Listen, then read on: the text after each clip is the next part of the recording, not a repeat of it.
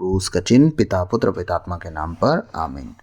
धन्यवाद पिता परमेश्वर पवित्र आत्मा प्रभु यीशु मसीह आज के सुंदर समय के लिए, हमारे जीवन शरीर प्राण आत्मा के लिए खुदावन हम धन्यवाद देते हैं कि आपने अब तक हमें संभाला, बचाया, जीवित सुरक्षित चारण मरी मृत्यु से बचाया, उसके लिए धन्यवाद प्रभु। आज का एक एक वचन हमारे जीवन में बहुतायत से फलों को लाए और आपके दानों वरदानों से हम भर जाएं, परिपूर्ण हो जाएं, प्रफुल्लित हो जाएं खुदावन।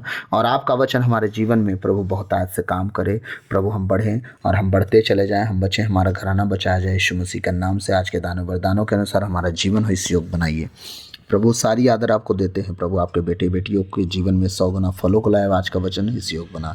यह प्रार्थना यीशु के नाम पे भक्त आपसे मांगते हैं, सुनिए और दया से ग्रहण कीजिए, आमीन आमीन। सबों को जय यीशु। आइए हम प्रभु के वचन की ओर चलते हैं और मैं विश्वास करता हूं आप प्रभु में बढ़ रहे हैं और ज़रूर बढ़ रहे हैं। वचनों को आप समझ पा रहे हैं, वचनों के करीब जा रहे हैं, प्रभु के वचन का महत्व आप समझ पा रहे हैं। मैं विश्वास करता हूं ऐसा ही हो और आने वाले समय में आप वचनों के ज्ञान से बहुत प्रकाशित होंगे और आपका घराना सच में इन वचनों के द्वारा बीमारी से भागेगा। आप वचनों के द्वारा गरीबी से लड़ पाएंगे, आप अपनी तंगी से, अपनी परेशानियों से, अपने हर एक कंडीशन से आप लड़ पाएंगे और आगे बढ़ते जाएंगे। वचन ही आपको इतना सिखा देगा, आगे ले चलेगा। क्योंकि अभी मैं आने वाले समय में हम प्रार्थना सीखेंगे कैसे करना है। तो जिसको जैसा वचन मिलेगा वो अपने घर में अब अकेले में प्रार्थना करे, लेकिन जब मैं वीडियो पर लिख के भेजूं, मतलब हमारा थंबनेल हो कि आइए हम प्रार्थना करें, तो प्लीज़ उस प्रार्थना को अकेले बैठ के करें। आप करें, आपका परिवार में अगर कोई सम्मिलित हो सकता है तो बिल्कुल बैठाएं। आप घर में अगर साउंड हो, अगर आप होम थिएटर में रखे हो तो बिल्कुल लगा लीजिए ब्लूटूथ से कनेक्ट करके, और नहीं तो अपने फ़ोन में ही लगाइए, सब बैठ के प्रार्थना करें। क्योंकि हम वचन के साथ अब प्रार्थना करेंगे और वो प्रार्थना कभी भी देख लीजिएगा झुटलाया नहीं जाएगा, ठुकराया नहीं जाएगा और मिटाया नहीं जाएगा। वो परमेश्वर जरूर, क्योंकि रोने पीटने से परमेश्वर कभी काम नहीं कर सकते, लेकिन जब आप वचन बोलते हैं तो याद रखिएगा परमेश्वर के दूत, उनकी आत्मा सब लग जाते हैं, क्योंकि वचनबद्ध हैं, सब वचन से बंधे हुए हैं। आपके रोने पीटने से, इमोशनल करने से वो काम नहीं करते हैं। तो आइए आगे हम आज का वचन सुनते हैं, इसके बाद हम आगे प्रार्थना को जरूर ध्यान देंगे, है ना। तो कल हमने जो देखा उसका दूसरा भाग में आज डाल रहा हूँ। क्या था? आत्मा और शरीर एक दूसरे के विरोधी हैं। पहला क्या था? हम शरीर के विषय में देख रहे थे। दूसरा क्या था? आत्मा के विषय। तो फिर से मैं एक वचन को पढ़ के फिर हम दूसरे भाग में जाएंगे, ठीक है। 16 वचन से हम पढ़ेंगे। क्या था? गलातियों के नाम संत पौलुस का पत्र अध्याय 5 पद संख्या 16 से लेके 25 तक, ठीक है। तो मैं 16 से एक बार फिर पढ़ दूंगा, इसके बाद हम 22 से देखेंगे। मैं यह कहना चाहता हूँ, आप लोग आत्मा की प्रेरणा के अनुसार चलेंगे तो शरीर की वासनाओं को तृप्त नहीं करेंगे। मतलब आप आत्मा के चलाए चलेंगे तो शरीर जो कहेगा आप उसे नहीं करेंगे, ठीक है। शरीर तो आत्मा के विरुद्ध इच्छा करता है और आत्मा शरीर के विरुद्ध। शरीर क्या करता है? आत्मा जो नहीं चाहता वही इच्छा करता है, ठीक है। और आत्मा क्या चाहता है? जो शरीर चाहता है वो नहीं चाहता, बिल्कुल नहीं चाहता। ये दोनों एक दूसरे के विरोधी हैं, इसलिए आप जो चाहते हैं वही नहीं कर सकते। शरीर और आत्मा के चक्कर में कौन पेरा गया? हम, ठीक है। शरीर और आत्मा के चक्कर में कौन चक्की में पिस गया? हम। कैसे? कह रहा है वचन का प्रभु का वचन कह रहा है, इसलिए आप जो चाहते हैं वह नहीं कर पाते। मतलब शरीर अलग काम करता है, आत्मा अलग काम करते हैं, और आप जो चाहते हैं वो नहीं कर पाते। यही कह रहा है प्रभु का वचन कि अब शरीर और आत्मा में फंस के आप जो आपकी मानसिकता, आपकी सोच समझ है वो आप कभी नहीं कर पाओगे अगर आप आत्मा और शरीर में फंसे रह जाओगे। इसलिए आप शरीर के कामों को छोड़ दो और आत्मा में चलना शुरू कर दो। हाँ, एक गीत है, इसी के ऊपर एक गीत बना है। शरीर के कामों को छोड़ो और रूह पे मन लगाओ। रूह मतलब आत्मा, रूह का मतलब होता है आत्मा। रूह पे मन लगाओ, तुम रूह से जन्मे हो, रूह में ही बढ़ते जाओ। तुम रूह से जन्मे हो, रूह में ही बढ़ते जाओ। ये बहुत अच्छा गीत है। हालेलुया। तो प्रभु का वचन क्या है? इसलिए आप जो चाहते हैं वह नहीं कर पाते। यदि आप आत्मा की प्रेरणा के अनुसार चलते हैं तो संहिता के अधीन नहीं है। मतलब पुराना विधान आपके ऊपर लागू नहीं होगा, आप चाहे किसी जात धर्म के हों। अगर आप आत्मा के चलाए चल रहे हैं, जो भले काम करना है वो कर रहे हैं, तो आपके ऊपर संहिता लागू नहीं होता। 19 वचन कह रहा है, शरीर के कुकर्म क्या है? प्रकट है, प्रत्यक्ष है। क्या क्या है? अर्थात व्यभिचार, अशुद्धता, लंपटता, मूर्ति पूजा, जादू टोना, बैरफूट, ईर्ष्या, क्रोध, स्वार्थपरता, मनमुटाव, दलबंदी, द्वेष, मतवालापन, रंगरलिया और इस प्रकार के और, है ना, बहुत से काम हैं जो बताए नहीं गए हैं, क्योंकि लिखे जाते तो बहुत सारे काम आ जाते, ठीक है। मैं आप लोगों से कहता हूँ, जैसा कि मैं पहले भी कहा, बहुत पहले मतलब बहुत बार पौलुस ये चीज़ें कह चुके हैं, ठीक है। बार बार समझाते हैं शरीर के कामों के अनुसार ना चलें।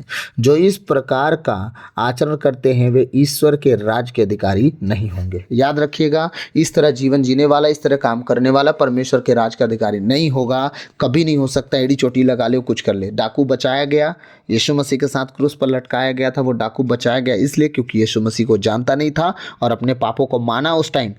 हाँ, कि हमने तो अपने कर्म का सजा पाया है, ये तो बेगुनाह था। प्रभु तू मुझे याद करेगा? यीशु ने कहा आज ही। क्यों? क्योंकि वो कुछ नहीं जानता था। हम सब कुछ जानने के बाद भी बार बार पाप कर रहे हैं, तो फिर कितना बार पश्चाताप।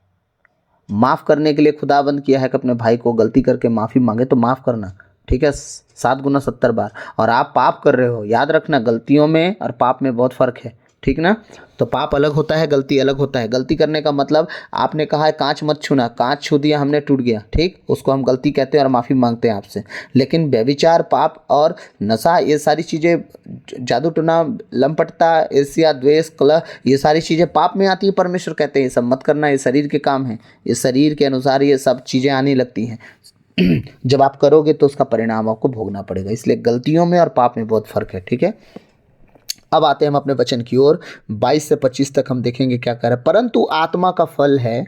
आत्मा का फल क्या है, अब हम देखते हैं। अगर आप आत्मा के चलाए चलने वाले व्यक्ति होंगे, आत्मा के अनुसार जीने वाले व्यक्ति होंगे, शरीर को छोड़ के अगर चलने वाले व्यक्ति होंगे, तो आपके अंदर एक फल होगा, आत्मा का फल होगा, आपके अंदर से वो निकलेगा और लोग उसे देखेंगे भी। और मनभाव नहीं होगा कि हेवा को बहका दे, हाँ, वो ऐसा मनभाव होगा कि यीशु मसीह की तरह ले जाए, यीशु मसीह की तरफ ले जाए वो फल जो आपके अंदर है। हेवा जैसे बहक गई वैसे फल नहीं होगा कि मन को पसंद आने वाला, देखने में सुंदर, हाँ, ऐसा नहीं। वो देखने में सुंदर और अपने आप को नाश करने की ओर नहीं ले जाएगा। वो आपके अंदर जो फल होगा वो यीशु की ओर ले जाने वाला फल होगा। कैसा होगा? कह रहा है परंतु आत्मा का फल है। क्या है? आत्मा का एक फल है।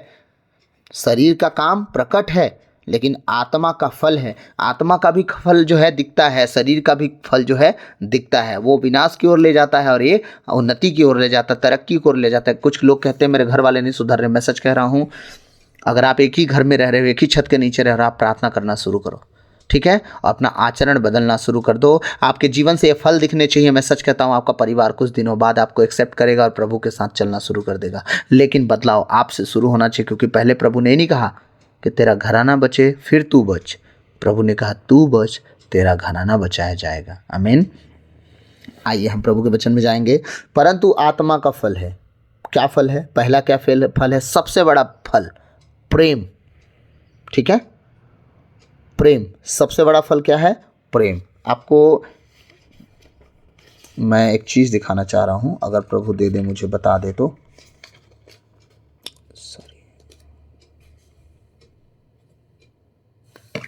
रबा संदोली हारे हत्ते निम्रोखे थे ले ब्रहना मस्सी कोरा हंदो नममा राखा ठलबा संदेली बारी हत्ते निमोंदो निमारिया लखरू हत्ते रेली केरी हंदेरे निमे शिबा बाबा रबा बाबा राखा ठखा ठला मंदिर लेबे और हंदे केरले बोरी हंदेरे लेबे शहल लबर हंदेरे लेबे बाबा रियाना कूरा हंदे ने में से हेले ब्रो हंदेरे लेबे। ओ प्रभु, हम धन्यवाद धन्यवाद धन्यवाद देते हैं प्रभु। आपकी तारीफ तारीफ तारीफ तारीफ तारीफ हो। ओ प्रभु, आपकी स्तुति हो, महिमा हो, प्रशंसा हो, बड़ाई हो, आपकी जय जयकार हो।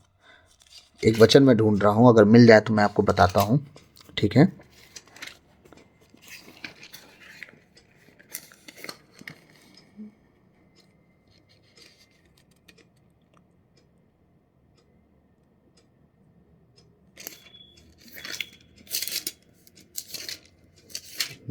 शरीर के काम, हाँ मिला।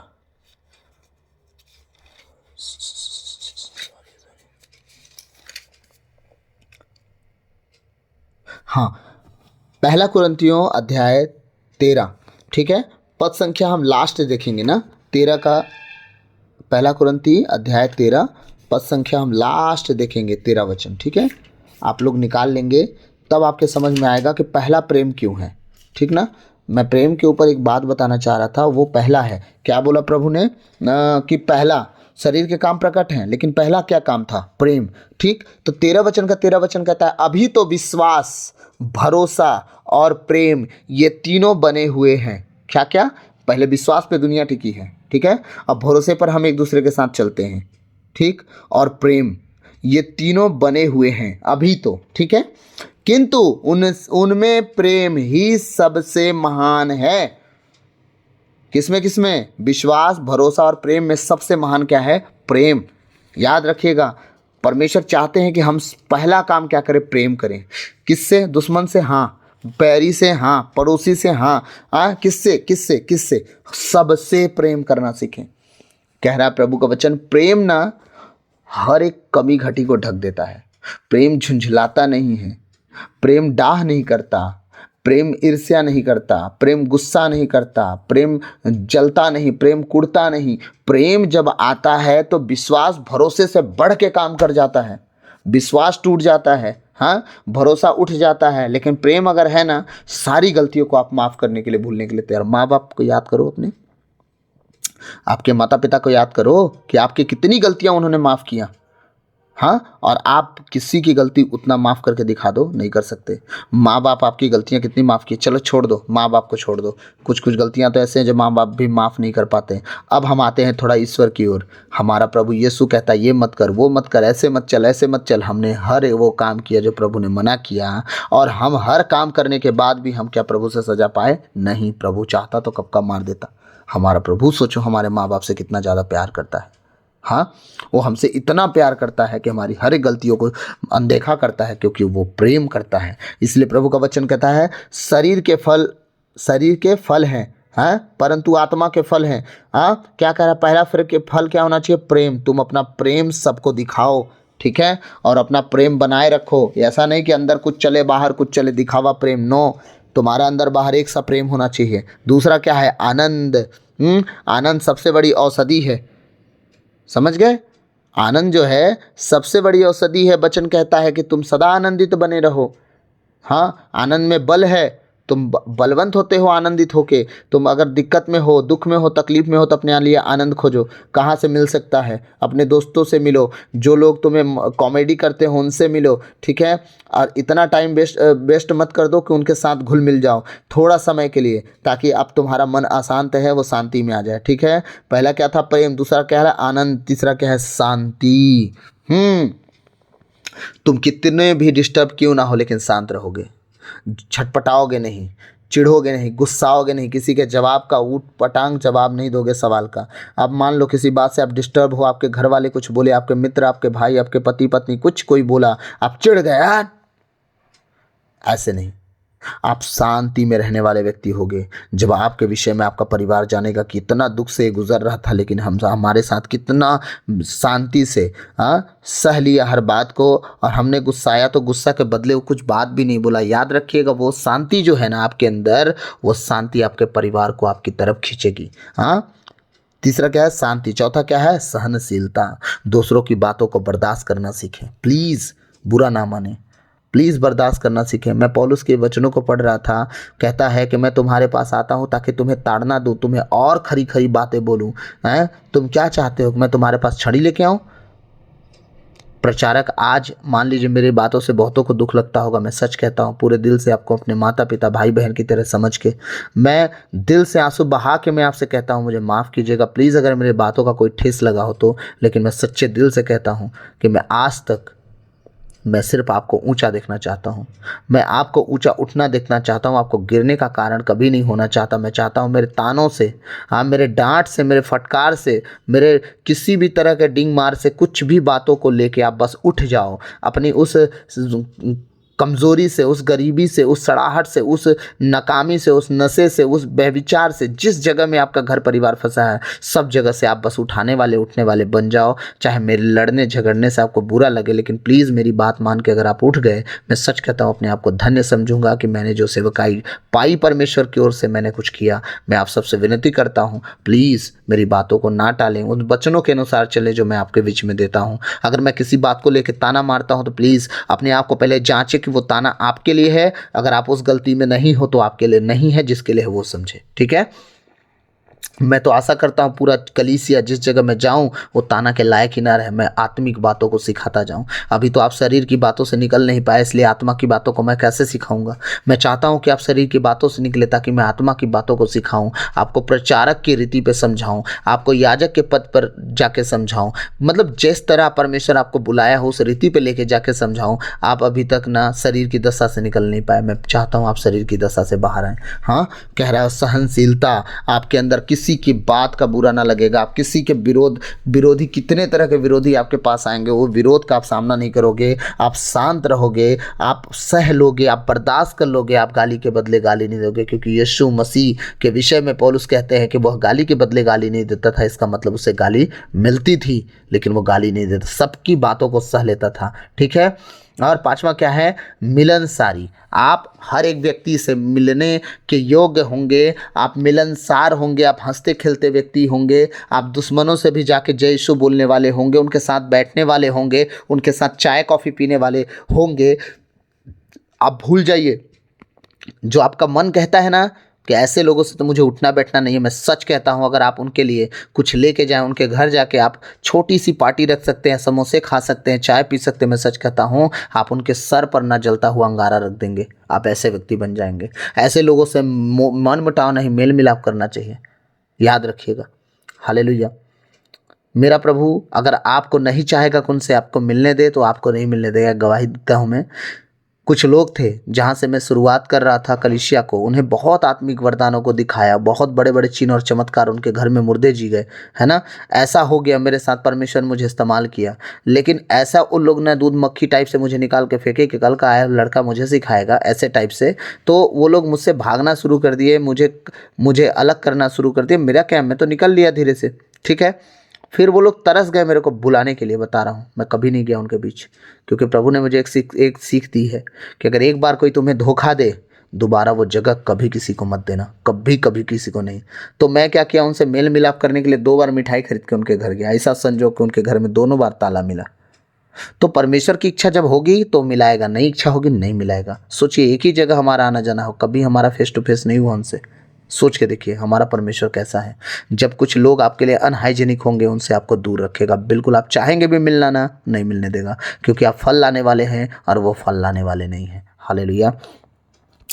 तो आप, मैं आशा करता हूँ वचन समझ पा रहे होंगे। मिलनसारी, ठीक है। आप हर व्यक्ति से मिलने की इच्छा रखेंगे, चाहे वो दुश्मन हो, चाहे पराया हो, चाहे पड़ोसी हो। ठीक है। दयालुता, आपके अंदर दयालुता होगी। कोई गरीब को आप देखेंगे आपके अंदर आपका हृदय टूटेगा, प्रभु इतना होता कि मैं इसके लिए कर सकता हूँ। हाँ, कोई बीमार हो तो आपके लिए दया दिखा सकते हैं, कोई भूख लगा हो किसी को आप दया दिखा सकते हैं, कोई गरीब हो, बेघर हो। प्रभु कहता है ना, जब तुमने बेघर को घर रहने के लिए दिया, नंगे को कपड़ा पहनाया, भूखे को भोजन खिलाया, प्यासे को पानी पिलाया, बीमार से मिलने गए, कैदी से भेंट किए, तो तुमने मेरे लिए किया। तो प्रभु कह रहे हैं तुम दयालु बनो, ताकि ऐसे तरह का काम करो ताकि मैं पसंद कर सकूं तुम्हें। ठीक है।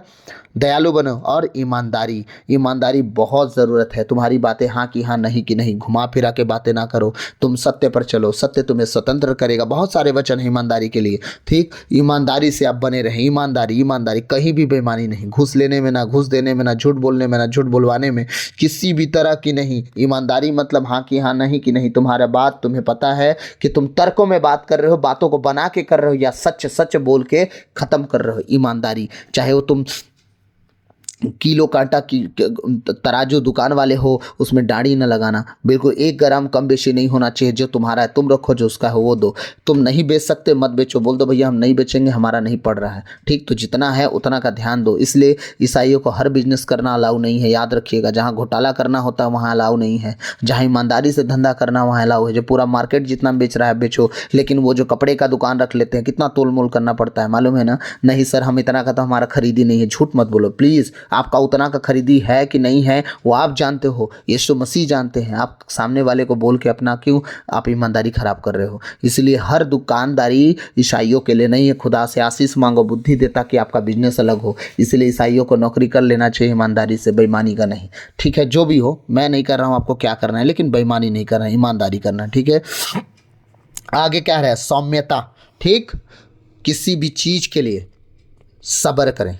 ठीक है, उतावली ना कर दें।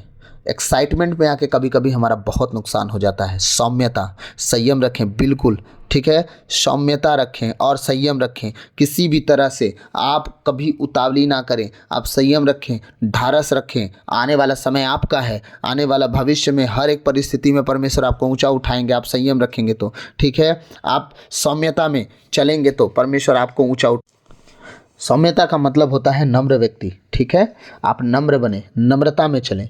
सौम्यता का मतलब ही होता है कि आप पूरी तरह से नम्र हों, आप किसी के बात पर उलट के जवाब ना दें, आप ऊंची आवाज़ में किसी को जवाब ना दें। आपको कोई कुछ बोले तो आप सह लो, आप चुप हो जाओ, उन्हें नम्रता से जवाब दो। आप अकड़ मत दिखाओ, आप घमंड मत दिखाओ। किसी बात का, आपके पास धन है तो उसका भी घमंड मत दिखाओ, ज्ञान है तो उसका भी घमंड मत दिखाओ। आप किसी भी तरह से, आप किसी भी क्षेत्र में अपनी नम्रता को मत खो। आप नम्र, सौम्यता में बने रहो, नम्रता में बने रहो और संयम रखो। संयम किस बात का? उतावली ना करो, किसी भी चीज़ के लिए उतावली मत करो। तुम्हारे पास अगर कुछ नहीं था, हो गया, तो उसमें एक्साइटमेंट में आके कुछ भी गलती मत करो, उल्टा सीधा काम मत करो। तो उस सौम्यता को, उस नम्रता को बनाए रखो, संयम को बनाए रखो, ताकि तुम्हारा परमेश्वर तुम्हें और आशीष दे सके। आप ये बताइए, आप 10 सोने का सिक्का पा गए, आप पूरी दुनिया का ढिंढोरा पीट रहे हैं कि मैंने जमीन में पाया सोना। ये बताओ, सरकार आप पर छापा मारेगी कि नहीं मारेगी? हाँ, शैतान लूटेगा कि नहीं लूटेगा? आप अगर संभाल के रखो और चुपचाप रहो, से नम्रता से धरे रहो, संयम से धरे रहो, परमेश्वर और ऊंचा करेगा। आप छोटे से आशीष में अपने आप को संभाल नहीं पाए, बड़ा आशीष देगा। छोटा पद आपको दिया, आप संभाल नहीं पाए, लगे घमंड दिखाने, बड़ा पद वो आपको देगा? कभी नहीं देगा। इसीलिए आप संयम रखें।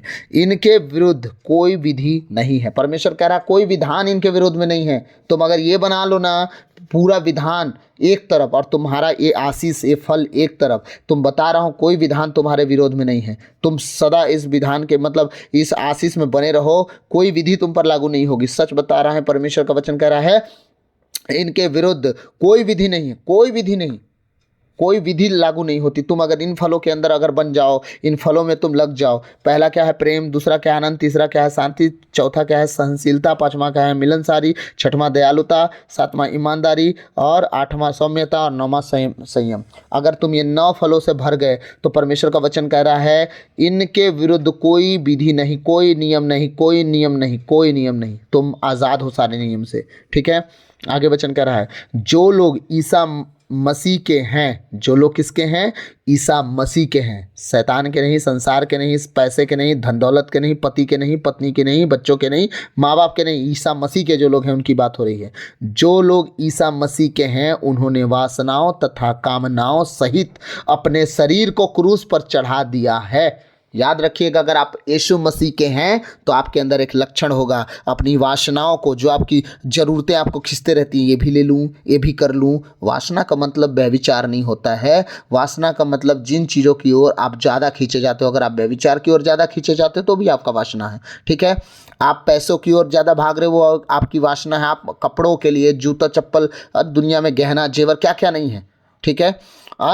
खाली अपना बच्चा बच्चा बच्चा, पत्नी पत्नी पत्नी, पति पति पति, मेरी नौकरी, मेरा खेती, मेरा बाड़ी, वो सब वासना है। वो सब तृप्त करने के लिए अगर आप भागते हो, आप यीशु मसीह के नहीं हो, ठीक है।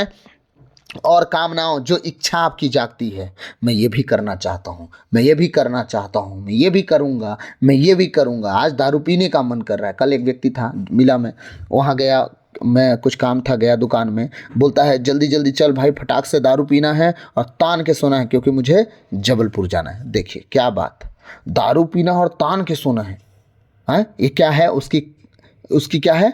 कामना है। वो चाहता है कैसा, मैं करना चाहता हूँ। तो इस तरह का कामना ना रखे हो आप कि आप अपने आप को परमेश्वर से अलग कर लो, क्योंकि प्रभु का वचन, जो लोग ईसा मसीह के हैं उन्होंने वासनाओं तथा कामनाओं सहित, वासनाओं को भी, काम, अपने इच्छाओं को भी, अपने मन की चीज़ों को भी, अपनी ज़रूरतों को भी क्या कर दिया? सब कुछ अपने शरीर को क्रूस पर चढ़ा दिया। अब शरीर में चीज़ें बची ही नहीं, ना कामना रह गई, ना वासना रह गई, इच्छा ही नहीं बचा, तो क्या कर दिया आपने? क्रूस पर चढ़ा दिया। जब क्रूस पर चढ़ाया तो सारी इच्छाएं दब गई, सारी अभिलाषाएं दब गई, सारे मन की बात रखे रह गए। मन कुछ कह रहा है और हम कह रहे हो नहीं करूँगा। प्रभु की आज्ञा नहीं है, प्रभु की इच्छा नहीं है, क्योंकि प्रभु ने कहा है सब कुछ अपना क्रूस पर चढ़ा दो ताकि तुम मेरे कहलाओ, क्योंकि जब तुम अपने शरीर के अनुसार चलोगे तुम मरोगे। वचन कहता है हमें मरना नहीं, हमें आत्मा के अनुसार चलना है ताकि हम अनंत जीवन पाए। हालेलुया। कह रहा है उन्होंने वासनाओं तथा कामनाओं सहित अपने शरीर को क्रूस पर चढ़ा दिया। कौन? जो लोग ईसा मसीह के हैं वो अपनी सारी इच्छाओं को क्रूस पर चढ़ा दिया। अब शरीर के अनुसार नहीं चलेंगे, वो आत्मा के अनुसार चलेंगे, क्योंकि वो यीशु मसीह के हैं। ठीक है, यदि 25 वचन कर, यदि हमें आत्मा द्वारा जीवन प्राप्त हो गया है तो हम आत्मा के अनुरूप जीवन बिताएं। प्रभु का वचन, लास्ट वचन क्या कह रहा है? यदि हमें आत्मा द्वारा जीवन प्राप्त हो गया है, तो आप पहले जानें कि क्या आत्मा के द्वारा आप जीवन पा चुके हैं कि अभी तक शरीर की दशा में जी के पापमय रास्ता चुन लिए हैं। अगर आप सच में आत्मा के द्वारा जीवन पा चुके हैं तो हम आत्मा के अनुरूप जीवन बिताएं, तो आपका जीवन भी आत्मा के चलाए चलना चाहिए। आपका जीवन भी, आपका स्वभाव, आपका स्वरूप, आपका उठना, आपका बैठना, आपका बोल, आपका चाल आत्मा के अनुसार होना चाहिए। टेढ़ा बोलने वाला नहीं, कटु वचन बोलने वाला नहीं, घमंड करने वाला नहीं, धीरज धरने वाला हो, संयम रखने वाला हो, प्रेम रखने वाला हो, आनंद रखने वाला हो, शांति रखने वाला हो, सहनशीलता रखने वाला हो, मिलनसार होना चाहिए, दयालु होना चाहिए, ईमानदार होना चाहिए, और क्या बोलते हैं, संयम रखने वाला होना चाहिए, नम्र होना चाहिए। आपके अंदर इस तरह का आत्मा का काम दिखेगा, तभी आप यीशु मसीह के हैं। तो हम आत्मा के अनुरूप जीवन बिताएं, तो आपका जीवन इस तरह बीतना चाहिए। हालेलुया। मैं थोड़ा आज वचन लंबा था और मैं इसको 2 भाग में नहीं पूरा कर पा रहा था, इसीलिए थोड़ा वीडियो लंबा हो गया है, तो क्षमा चाहूँगा। और मैं एक चीज़ कहना चाहूँगा कि आप इन फलों को अपने जीवन में लागू करना सीखें। ढूंढें मत, क्योंकि हमारे अंदर ये 9 फल नहीं पनप पा रहे हैं, तो उन्हें ढूंढना नहीं है। हमें क्या करना है? इन फलों को मांगना है कि प्रभु अपनी आत्मा के द्वारा हमारे अंदर दे, ताकि इन फलों के अनुसार हम चले। लोग हमें नहीं, हमारे अंदर के फल देखें, लोग हमें नहीं बल्कि हमें तुझे देख सके प्रभु, ताकि वो लोग, मेरे घर के लोग, मेरे पड़ोस के लोग, मेरे गांव कुटुंब के लोग क्या करें? अपना जीवन तुझे दे सकें। आमीन। तो गॉड ब्लेस यू। प्रभु आज के इन वचनों के द्वारा हम सबको बहुत आयत से आशीष दे। आप बचे, आपका घर घराना बचा जाए यीशु मसीह के नाम से। आमीन आमीन। आइए हम आने वाले दिसंबर में बहुत प्रेयर करेंगे ताकि हमारा 2025 बहुत आयत से अच्छा बीते। मैं आशा करता हूँ आप ज़्यादा से ज़्यादा वीडियो को शेयर करिए, आज का वचन शेयर करिए, तो आपके परिवारों में, आपके रिश्तेदारों में आज का वीडियो ज़रूर शेयर करें, ताकि ये वचन, ये मैसेज जो मैं दे रहा हूँ कि 2025 हमारा अच्छा होने वाला है, तो 2024 में हम बहुत प्रार्थना करेंगे। मेरे साथ आप एक मन होइएगा। मैं बहुत ज़्यादा प्रार्थना का वचन डालने वाला हूँ, वीडियो डालने वाला हूँ, तो आप सब मेरे साथ प्रार्थना करें 2024 में, दिसंबर में, ताकि आने वाला 25 हमारा बहुत उत्तम होने वाला है। मैं सच कह रहा हूँ, प्रोफेसी आपके लिए दे रहा हूँ कि जितना आप 2024 में ब्लेस नहीं थे, 2025 में खुदावंद आपको ब्लेस करेगा। आने वाले महीने में बस आप अपनी प्रार्थनाओं को मेरे साथ करना शुरू कर दें, बहुत बदल जाएगा, बहुत कुछ बदल जाएगा। आमीन। God bless you all. आप बचे, आपका घराना बचाया जाए। सबों को जय यीशु, जय यीशु। क्रूस का चिन्ह पिता पुत्र पवित्र आत्मा के नाम पर। आमीन।